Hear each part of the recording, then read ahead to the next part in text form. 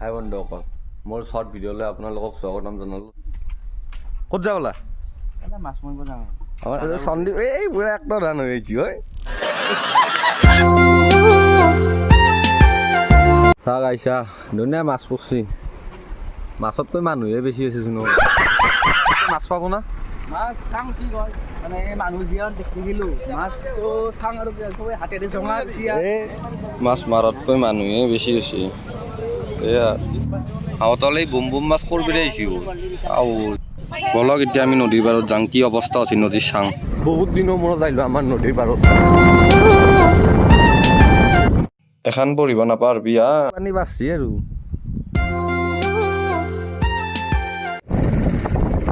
পানী। আজি ভিডিঅ'টো ইয়াতে সামৰণি কৰিলোঁ। যদি ভিডিঅ'টো চাই ভাল লাগিল লাইক কমেণ্ট এণ্ড শ্বেয়াৰ কৰি দিবা। বাই।